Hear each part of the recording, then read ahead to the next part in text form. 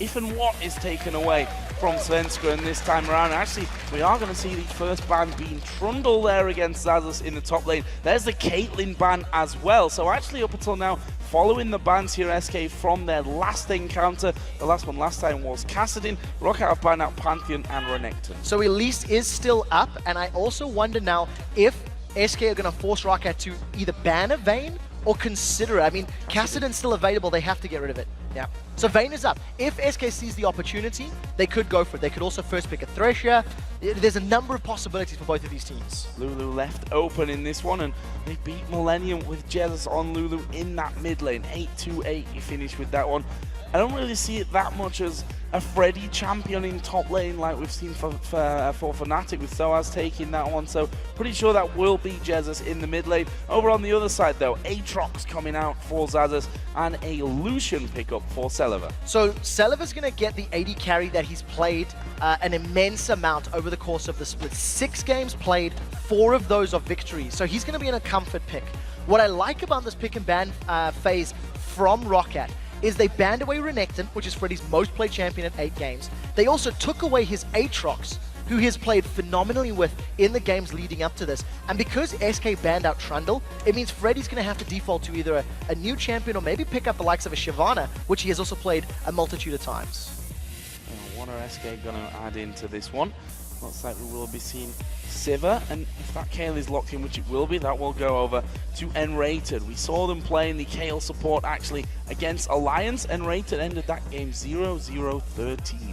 So if you look at that previous game where Gambit were running Kayle, he's not going to have the same damage that Kayle's putting up, but because the ultimate no longer has a mana cost, it's going to allow SK to really have a strong start. In addition to the intervention, they've got Wild Growth. So if anybody is at risk of dying, you're going to prevent all that damage. Oh look, they're going to die again, you're going to Wild Growth them. There's a lot of I save my carry available for SK, and when you consider they're quite focused on getting CandyPanda fed and ahead, that's a good save your AD carry composition so far. What are Roccat going to add into this one then? Wukong is a champion that they have visited a couple of times in here actually, and by a couple I actually mean just once. That was against the Super Hot Crew in their loss a little bit earlier on last week actually, where they finished 2-5-6 was Jankos on that one, and taking Thresh. What a massive surprise. VandeR on Thresh. Now who would have guessed that one? That should be the 11th time that he's now playing Thresh this split. He's got a very good record with it, and I think, if I'm going to be very honest, in the last couple of games, VandeR's not been able to get his AD carry kills, and he's going to need to make sure he lands some very impactful hooks against the Sivir and Kayle lane early on, because once they get their ultimates, it's going to be much more difficult for Lucian and Thresh to actually kill and stick to Sivir and Kayle. Final 2 picks here coming out for SK Gaming were Evelynn for the jungle. Of course, played it in their loss against Gambit just yesterday, where Svenskeren went 3-6-2, but also, importantly maybe even more, against Alliance, where they picked up that great win last week. And then Jax in the top lane for Freddy122. So the Jax versus Aatrox is a matchup that we've seen. I think we've seen it yesterday, if I recall correctly. In the early levels, Jax is going to have some difficulty dealing with that Aatrox. He needs to get some items up. The one thing that I like about SK's composition is they've got damage threats from 4 of their champions and even their jungler. Evelynn tends to build a lot of damage herself.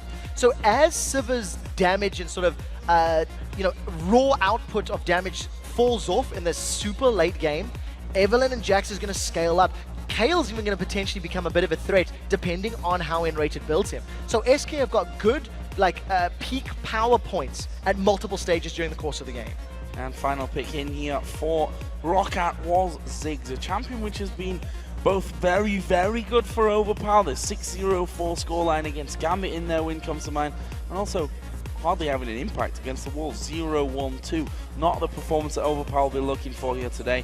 And he's obviously going to be up against Jesiz' Lulu in that mid lane. And Overpow, he's got to perform today. So this is a matchup that, as you said, we've seen a couple times before, and Overpow in the very early levels will have a little bit of an advantage over Lulu. Lulu needs to get basically level 3, have access to all of her abilities, that then she can start bullying and poking Ziggs down. But because of Ziggs' immense range, he actually has tools to deal with her. Farm from safely back. It's a matchup where you can get away a little less punished than you would if you were playing other champions. You know, a champion like Kayle needs to get in close range and farm. Ziggs you can sit a little further back. The one thing that I like about Rockat's composition is they've got tools to control waves, and if they can get themselves into a split push, letting Xaxus go with that Aatrox, assuming he can get ahead a little bit early, I think they can have some good map control. Well, guys, with the champions now selected, let's see who you pick to win on LOLesports.com. According to the numbers, 59% of you are behind Roccat. Very, very close, though. Both of these teams have been struggling this week. I think SK still looked very good coming into Super Week. They have faltered somewhat in their games.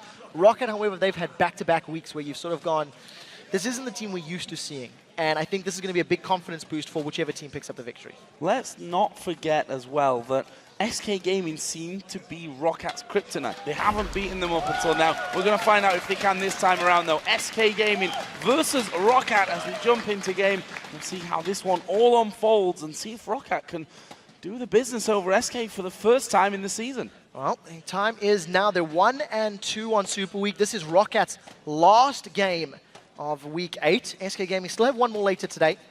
And the confidence boost that we give them would be immensely useful. I think for SK, if you look at their team comp, once again, we've got a lot of mobility. Sivir, Lulu, Eve, you know, she throws on a W. She's going to be chasing everybody around. If Roccat are unable to get some poke from Ziggs onto SK, I feel like their 5v5 power is going to be overall lower than that of SK. Yes, you've got great combination of Aatrox and Wukong, but Ziggs doesn't necessarily fit that. Even if you've got Thresh throwing himself into SK, you know, Lucian, there's a lot of risk of Lucian just being run down. So I think there's a lot of onus and a lot of pressure on Roccat to get poke before a good team fight. So level 1, stacking up pretty standard. All things considered, waiting for those wards to become available. The only difference that we see is actually the sweeping lens for Overpow in the mid lane. We know that he likes to build his Ziggs a little bit different to others. Yes, he does. He's actually built the Spirit of the Spectral Wraith in 2 of his previous Ziggs games. Earns him a lot of gold because he allows that passive just to, you know, max out. And then he kills a wolf camp every minute or 2 minutes and just get maximum gold efficiency from that item. The fact that he's got the sweeping lens, I think, is to deal with the Evelynn a little bit more. Deny some of the vision that SK are going to be putting down, and potentially just trying to play a little bit of a control game against this Eve, because the psychological pressure that Evelynn puts on a team is very, very difficult. That is that mid lane. Ziggs versus Lulu, and the junglers get things underway with Svenskeren doing his blue buff, Jankos doing the red buff on his top side of the jungle, and then they'll just switch things over. That bottom lane, of course, this time around is Sivir Kayle versus Lucian Thresh. So Lucian Thresh is the standard LCS lane. It's the #1 and #2 most picked champions here in Europe. You look at CandyPanda and nRated, they're playing now a unique pick. This is the second time we've seen the Kayle, and I think the poke that can come down from CandyPanda and nRated is good enough to keep Celaver and VandeR at bay, as long as CandyPanda and nRated stay, you know, grouped, as long as they focus the right target. You've also got to remember, nRated's got a heal in that lane. So it is sustained versus non-sustained, meaning Celaver and VandeR need to press any advantage they gain, otherwise it's just going to be wiped out thanks to Kayle's healing powers in a little bit of time. Saw the junglers there for a brief moment, moving on to the bottom side of the map, and see if they go for anything at level 3 with those double buffs on. See where they'll be actually pressuring. Mid lane, hard to really lock down with that speed out of Lulu and the ability to jump off the satchel charge from Overpow on Ziggs. We'll see where that focus comes in. I'm expecting Jankos here, you know, to just say, okay, lanes are pretty good here at the start for us. I'm going to farm up, get to 6 as fast as I can. I think both of the junglers have to do that, because of the fact that both Wukong and Evelynn are very lackluster in their ganks before having their ultimates available, means that we're most likely going to see it, unless the team gets very overextended.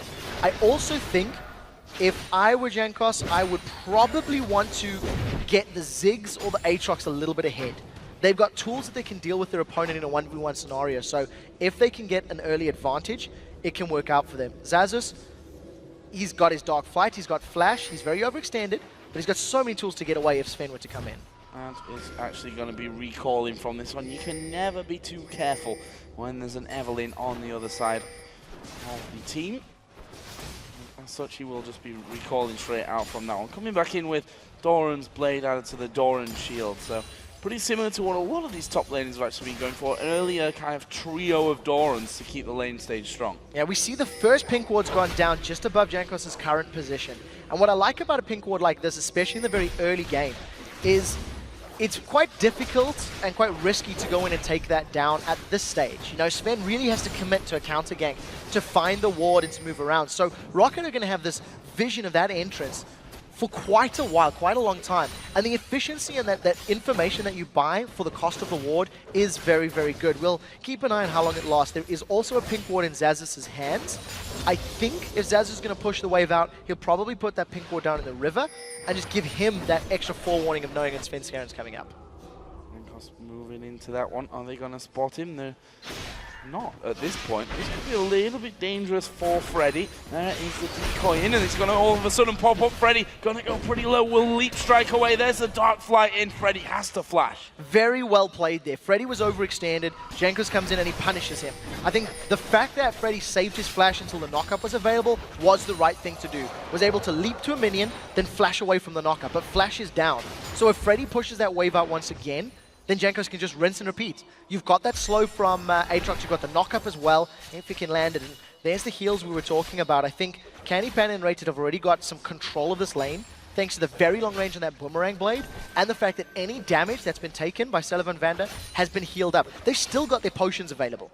So that's how well they're playing this lane. All of that sustain and that sticking power is still available to them. Yeah, actually CandyPanda running low on mana here. He's had plenty of time to be throwing out that boomerang blade over towards Celaver.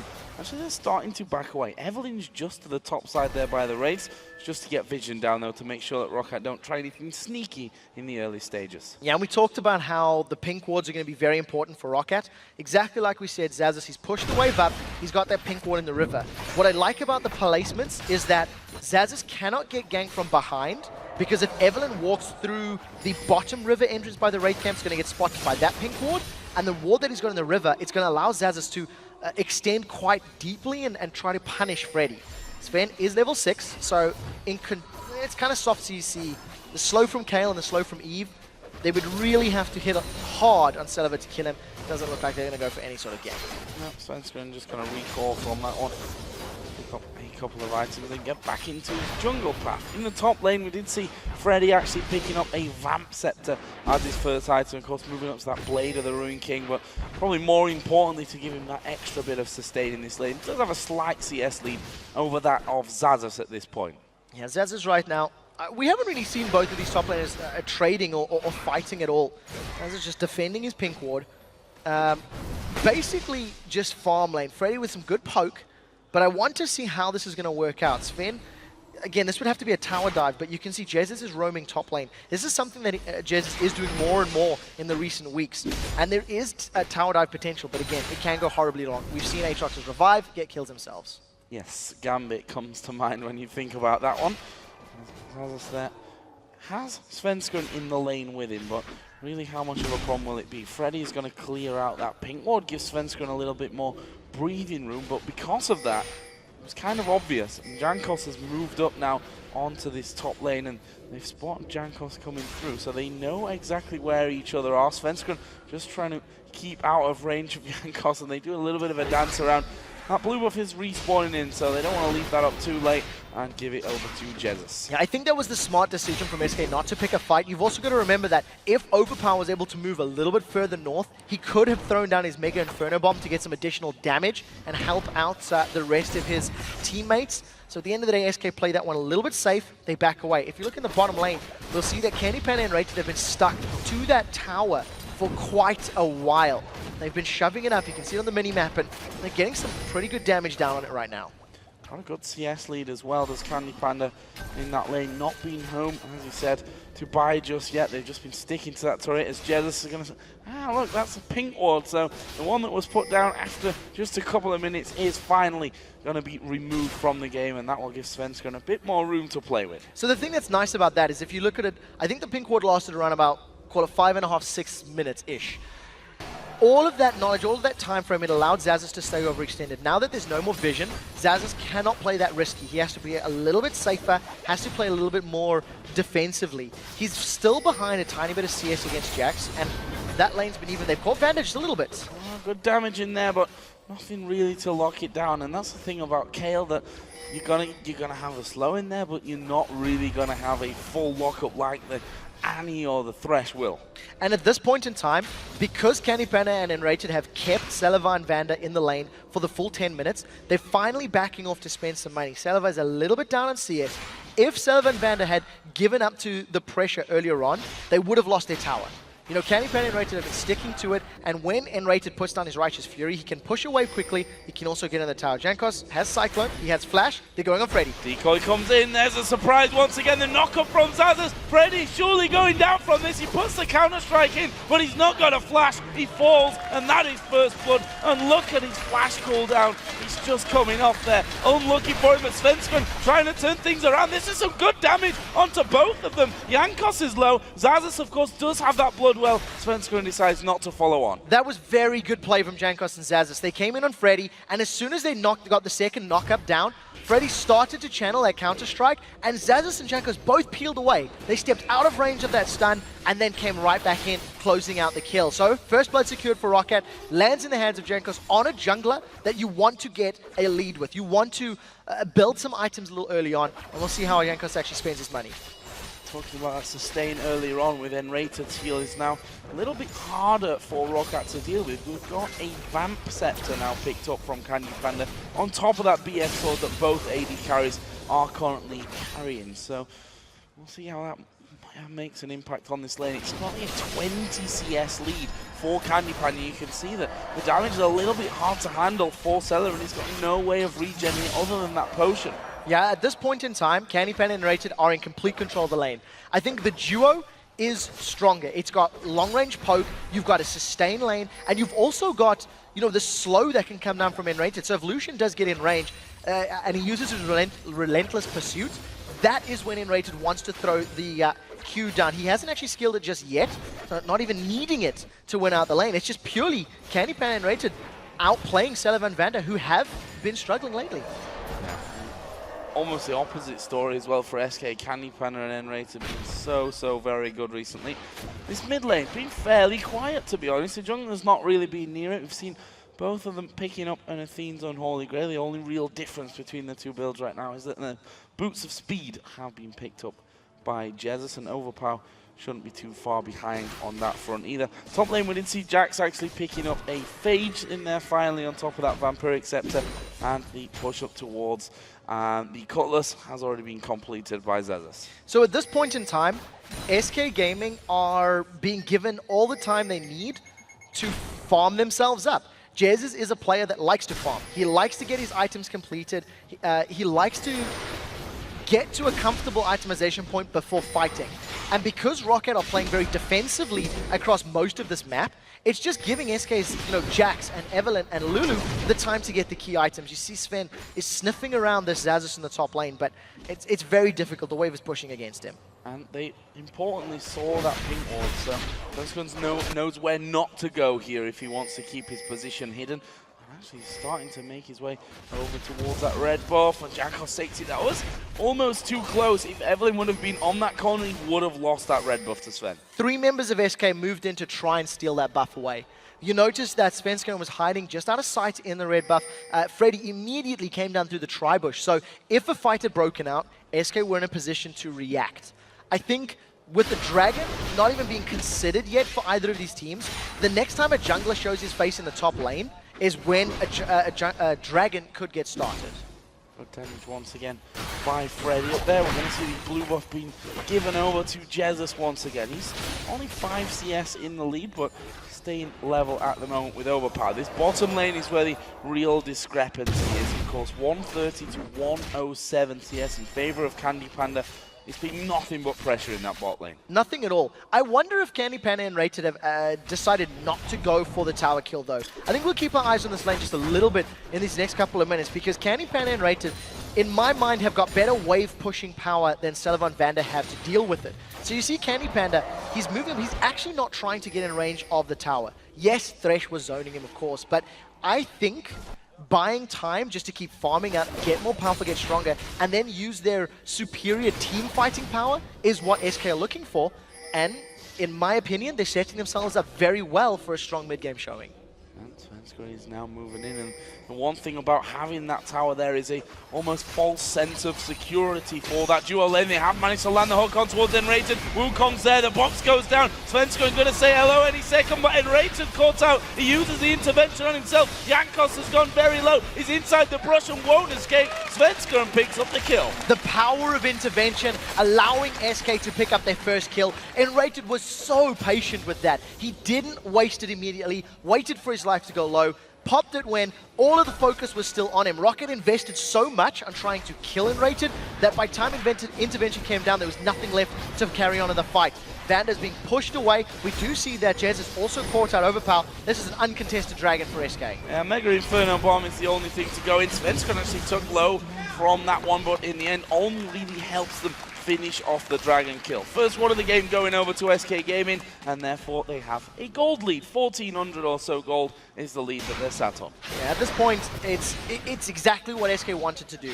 They were happy playing it passive, they were happy playing it slow.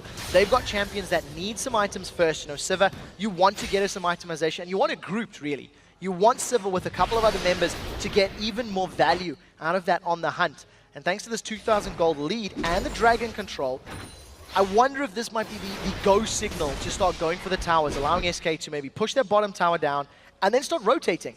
They can go for some very fast tower pushes thanks to having the Sivir and Lulu that's working her way towards this Lich Bane as well. Diving the Jax, never a good idea in my opinion, but we'll see how it works out for them because they are going to go for it. Xaxus tanking up all the damage. Freddy, I think he's going to fall. Jankos will finish him off, but Svenskeren there, he's got a red buff on. That's dangerous. That's bad news to Jankos. Good flash. Svenskeren gets it anyway. He's going to get the blood well out of Xaxus. Has he got the damage to finish off the kill straight away afterwards? Those hate spikes coming in, and it will be a double. Svenskeren once again in the right place at the right time. Brilliant play. Svenskeren was able to respond. Unfortunately, Freddy gave up the death, but it allowed Svenskeren to grab 2 more kills. There's no pressure on the tower. And Jankos and Xaxus, they're trying to make it happen. Jankos is trying to help Xaxus out. It's just not working right now. Into that bottom lane. Actually, CandyPanda, I think, took larger of that damage. There's a culling being used by Celaver just to try and force them away from the turret. CandyPanda still sat on that 30 CS lead. Both AD carries now with a Bloodthirster in hand. See, the Berserker group's a real difference between them at this point. Well, there we see SK again just push them straight back onto the tower. The tower which is so very low. We are going to see Jesiz coming around the side. Celaver's in trouble here. There's the damage coming out. The turret goes down. Celaver's not escaping, and it will, in fact, be Jesiz that gets the kill. So I got the wrong direction backwards. I thought CandyPanda was going to go mid after the tower. It turns out Jesiz was coming bottom to get the tower. SK once again using the power of their team fights, the mobility and the speed in conjunction with the early game lane win that they've got. Now Overpow's in a little bit of trouble. Oh, Jesiz actually, that is a great satchel charge. Jankos goes in, Jesiz flashes away, Overpow is going to go low. Svenskeren doesn't have the mana to really chase in for this one. There's the Mega Inferno Bomb. Can't finish off though. 3 men low in mid, crazy fight again. The rest of SK are going to set their sights on this tower. We did see Freddy coming from the top lane, and we'll see if Svenskeren and Jesiz stick around. Going to decide against it for the time being, and thought they may have gone in for it. Instead, going to back away, spend some of the gold that they've earned. So the first tower falls in the bottom lane, and I do think that CandyPanda and nRated are now going to move to middle and then top to try get the towers down. You can see they've already set themselves up in this lane. Jesiz is stuck around. He hasn't even decided to back just yet. It took a long time to get there though. Allowed Celaver to get back in position. Jankos going to head top. Or is he? Is he just going to farm? Freddy diving in there on towards Xaxus, and that's how it's been here. As soon as the counter-strike starts swirling, we see Xaxus just jumping away. They're going to tank up this turret. That will be the first of the game for Roccat as they bring it back level on that front. Freddy needs to be a little bit careful about this one. He's going to have some pressure on him in just a second. There's the knock-up. This is a finisher. No way Freddy's going to escape that. Jankos gets the kill. Yeah, I actually think it was a red buff tick. Oh no, it may have been the decoy. Jankos moved away. He tried to let the kill credit go over to Xaxus, and unfortunately, he got that one. So Xaxus 0-1-3, got 3 assists. He's playing Aatrox. He's got a different build to what we've seen from Darien in the previous game. He's gone for Blade of the Rune King as his first item, as opposed to that Ravenous Hydra. he's struggling to deal with Jax. Even though Jax is 0-3-1, it is because of a multitude of ganks from Jankos coming into that lane. CS, Freddy, has died 3 times. He is still even with Xaxus, and he's winning out. Every time we look at those one-on-ones, it's Freddy that's forcing Xaxus backwards. So we'll see if Xaxus can start to scale himself a little bit more. He's got some armor, which will help him deal with at least some of Freddy's damage. Blue buff there going to Overpow. That bottom lane, of course, was already removed of its outer turret, but CandyPanda and nRated want the farm. They've got a 40 CS lead, and they've built up on that side of things, doing really, really well on getting the farm their way. Zeal is now added in as well for CandyPanda on top of his Bloodthirster. Yeah, at this point in time, CandyPanda and nRated opting to push the bottom lane, as opposed to going for the likes of a tower in the mid lane. What we've seen SK do in the past is when Dragon is coming up, they have focused Dragon into tower or tower into Dragon. And we'll see if that is a possibility for them. It is still 1 minute 10 away. You can see Jesiz trying to apply some focus, pull members of Roccat to the top lane, and then maybe go bottom. Right now, there's some pretty good wave clear there from Xaxus. Evelynn is headed top as well, but spotted out by that pesky pink ward that's been appearing over and over again as Jankos does take some good damage there from CandyPanda, who's, to be honest, a massive threat already, even just 20 minutes into the game. Yeah, CandyPanda is he's got the makings of most likely going to be that static Shiv. He's got some very good long-range damage. He's going to have very good wave clear. And you see him, they grouped up on that tower, just like we talked about. Going to go for the tower. If they can get the tower, great. Then they can go Dragon. Alternatively, you can just, swap, pull members towards the tower and then get good positioning on Dragon. So the 2v2 in this top lane is Svenskeren is giving out a ward. Jankos may jump in on him. No knockup. Yeah, no knockup. Did get the slow in the end, but not going to be able to chase that one on through. Freddy, meanwhile, just continues to rack up that farm, staying very even to that of Jankos, despite the fact that he's gone down those 3 times. This mid lane now is going to be a bit more focused as well, with that bottom lane turret already gone. Are they going to be able to challenge for the outer mid turret? We do have CandyPanda still in the bottom lane, continuing to push though. It's so difficult to get to the tower when you're dealing with the Ziggs because of the wave clear of his bouncing bombs and the Hextech minefield. Even though the minefield was changed a little bit now in 4.2, which is what TR is on right now, it's still very, very effective. And you can see the rest of SK, they can't afford to back now because the Dragon is up. Roccat is making a small move towards the pit, and SK is just trying to prevent them. They're trying to hold on to the entrance, basically, preventing Roccat getting in there. Svenskeren down there all on his own.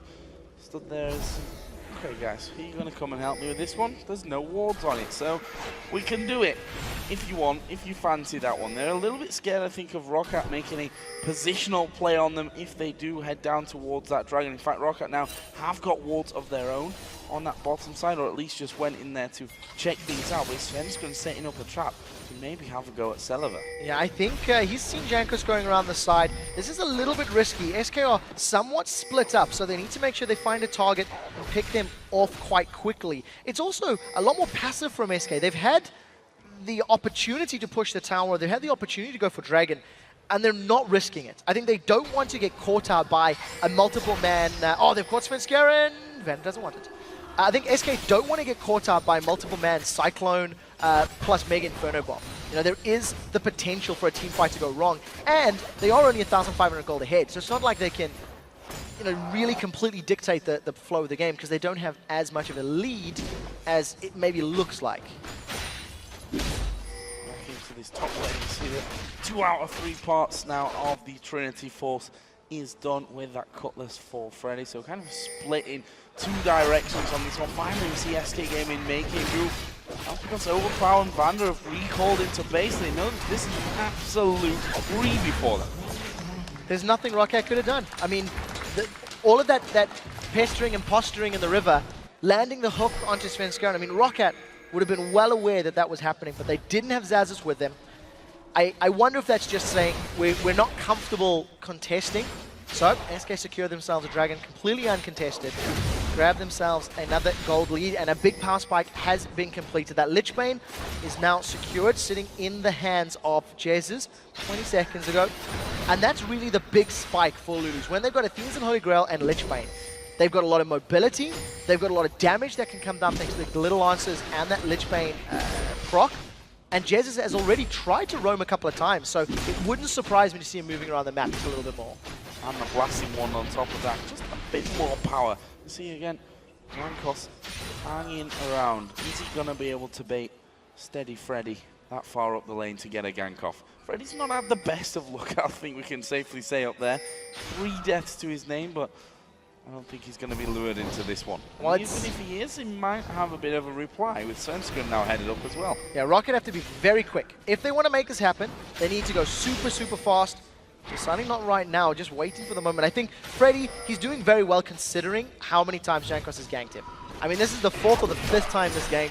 3 of them have resulted in kills. He's still held on to his tower, mostly because Svenskeren has responded well. I think every time they've got a kill on Jankos, Svenskeren's been there to push Xaxus and Jankos away. So, good covering play, I think, from SK's jungler.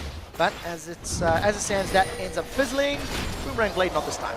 Not this time. Overpow will get that one. So we're at that lull phase where both teams trying to really figure out how they can make an opening for themselves on this one. Svenskeren has killed that pink ward about 4,000 times by now. That's got amount of gold invested, to be honest, by Roccat into that one single ward. SK now have finally a minion wave pushing up this mid lane, and they're going to take the tower. So finally managing to secure it. Overpow backed away to go for the blue buff. That was the opening that SK needed to get on the tower. So they've got the 2nd tower down now. They got access to both the red and blue buffs. And the way SK's been playing, it's been very passive. This could be an opening for them to get some vision control and maybe start challenging for future buffs as a group or as a team. You know, it's bad news though when Ajax goes back and finishes Trinity Force and Blade of the Ruin King within one shopping trip. Xaxus is in trouble. I hope that Xaxus checks his items next time that all comes down. There's a slow actually coming in towards him. Svenskeren is there as well. Use the Blade of the Ruin King, steals all that movement speed and will recall under the safety of his own tower. Now, if SK want to stay grouped, they could once again shove this tower down. It's been a lot slower. CandyPanda has been split pushing on Sivir. He's not doing it on Vayne this time around. He's been left basically alone in the lane. The rest of Roccat have come to defend, so they're going to hold onto this tower for a little bit longer. nRated is with CandyPanda in the mid lane. They're trying to outshove Overpow on Ziggs. Yeah, but as we said before, minefield, bouncing bombs coming in, not a lot to really talk about. That is Ziggs being Ziggs, clearing out those waves quicker than you can really get any damage down onto the turret. One thing that SK have started to do a little bit now that that outer ring of towers is down is get some vision inside of Rockat's jungle, but Roccat continue with these pink wards. They have bought a lot of pink wards so far this game. SK are just making it abundantly clear that they are very comfortable going into the very late game. I actually think that SK's team composition is going to outscale that of Rockat's, and I feel like Roccat, they're 3,000 gold down now. They need to find some plays. They need to find an area where they can force a fight or force an objective. The one tower they've secured was in the mid lane, and it's not enough right now. I think 26 minutes in, they've ganked Freddy. That's the only accomplishment that Roccat can really claim to have succeeded in. Whereas SK, they're dictating the tempo of the lanes. They're dictating where Roccat defends, and SK are controlling where they're pushing. They've ganked Freddy. They've killed him 2 times, but it's half an hour in now, and he's got his Trinity Force. He's got his Blade of the Ruin King, and he's going to be doing a hell of a lot of damage if you don't watch out. And specifically to those turrets, the best sound in the world, if the Jax is on your team at least, is when he really gets stuck into those. And looks like both him and Xaxus are quite happy to just say, you know what, let's just get on our sides of that top lane and palm up a little bit more. Yeah, one of the things that we're seeing about that top lane match between Freddy and Xaxus is that potentially Rockat's game plan was to get Xaxus fed, get Xaxus split pushing. And it could explain why Jankos is ganking there. Unfortunately, Xaxus isn't actually strong enough to win those 1v1s. He needs the help. I mean, let's see the first duel. The moment Freddy even hints at a fight, Xaxus just says nope and walks away. And if Rockat's game plan was to split push with Aatrox top and the rest in the middle, it's not working. I mean, look at that. Freddy just a couple of auto attacks and empowered, and Xaxus is backing away. Blade of the Ruin King, but he's going to walk straight in towards Svenskeren, but his Aatrox has got to jump. That means he can get away, and is in fact going to recall. However, that pressure is going to open up the final outer turret here for SK Gaming. Freddy will hammer that one down, but nRated gets hooked. This is bad news for them. Intervention is going to be used. Wild Growth was available and will be used for Jesiz. There is a culling coming out. CandyPanda actually having a good go at Celaver. He may just finish him off. No, not quite. He took the lantern home. Yeah, manages to get out, so Celaver gets out cleanly. CandyPanda still had barrier, and we actually seen nRated was able to get away without using that intervention. So I think think that was good play. Now Jankos is the target. Oh, and he's actually going to get stunned up there ever so briefly. Where's the finisher there? And it's Svenskeren now on a rampage. As Xaxus jumps back in, the rest of his team is there. Can they finish off Svenskeren? We see the Randuins pop from both sides. Svenskeren has to flash. Where's the W? He needs the W to get away from this one. Actually, he's sticking around and still doing a lot of damage. Go straight in. There's the knock-up and the shutdown for Xaxus. The rest of SK is pushing the mid lane though. They've got the inner turret. CandyPanda's in the bottom lane. They've lost one member of their team, but they have the potential to grab 2 towers. That was very smart play from Svenskeren. Got shut down. His perfect score is gone, but that doesn't really matter in the grand scheme of things.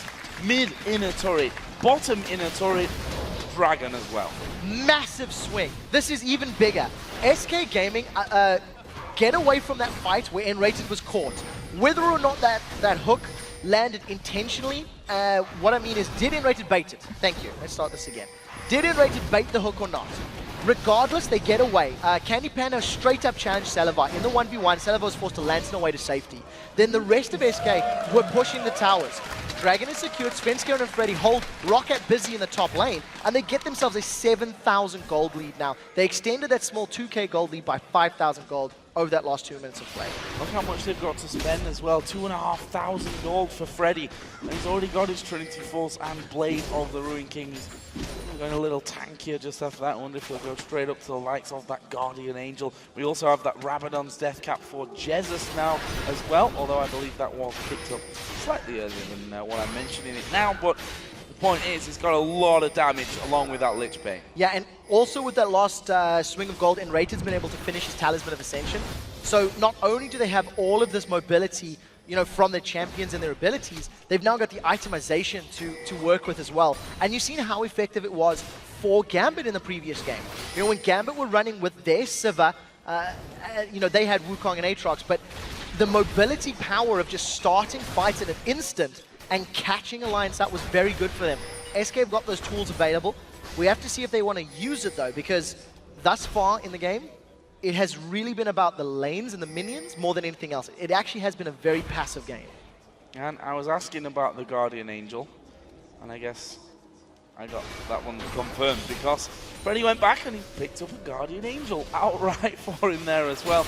And yeah, that is a scary Jax. As we said, 3 kills. He had a horrible time in lane. I say a horrible time in lane. He died a lot in lane, but he stayed even with Xaxus despite all that, as Jankos here is actually going to be decoying out. So this one actually might take more damage than he was expecting, or maybe not, because he's got 4 kills and he's really tanky. Yeah, and the heal came down from nRated, got in the movement speed, so he's actually able to sidestep VandeR's hook as well. And again, just SK have got all the tools now. The vision game is what's going to help them win this one up. Celaver is 1.5 miles away in that bottom lane. The rest of SK are denying vision at the red buff. And thanks to this damage that Freddy and Sven have built up, they can actually just 2-man this Baron. The rest of SK can peel, and it looks like Roccat are none the wiser. What are they going to do anyway? They've got that defensive line set up. They're pushing mid lane out. They've pushed the bottom lane out. Celaver is down there. VandeR is actually going to spot it, so they know that that's going on. There's the hook. Will he follow through? Mega Inferno, but no, it doesn't get stolen.